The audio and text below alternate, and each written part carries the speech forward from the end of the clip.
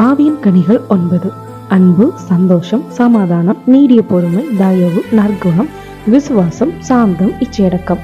இதெல்லாம் இப்போ ஏன் நான் சொல்றேன்னா, இந்த லென்ட் டேஸ்ல ஒன் பை ஒன்னா நம்ம லைஃப்ல ஃபாலோ பண்ணி நம்ம லைஃப் லாங் எக்ஸிக்யூட் பண்ணலாம்.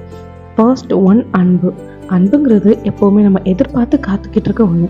அதை நம்மளே கொடுக்கறதுக்கு ட்ரை பண்ணணும். ஃபர்ஸ்ட் ஆஃப் ஆல், அன்புங்கிறது அம்மா குழந்தைகிட்ட, குழந்தை அம்மா கிட்ட, ஹஸ்பண்ட் ஒய்ஃப் கிட்ட, ஒய்ஃப் ஹஸ்பண்ட் கிட்ட, இப்படி நம்மளை தெரிஞ்ச சர்க்கிள்குள்ளேயே நிற்காம கொஞ்சம் வெளியே காமிக்க ஆரம்பிக்கலாம். ஒரு பஸ்ஸில் ஒருத்தவங்களுக்கு நம்ம சீட் கொடுத்தா கூட அது ஒரு அன்பு தான். ஒரு ஆர்கியூமெண்ட் யாருக்காக வேணும்னாலும் இருக்கலாம். சில ஆர்கியூமெண்ட்ஸ் நம்ம விட்டு கொடுக்கறது கூட ஒரு வகையான அன்பு தான். இப்படி அன்புக்கு எக்கச்சக்கமான டெஃபினிஷன்ஸ் இருக்குது. உங்களோட வேலை அன்பு எதுவாக இருந்தாலும் பரவாயில்ல, அந்த அன்பை கொடுப்போம்.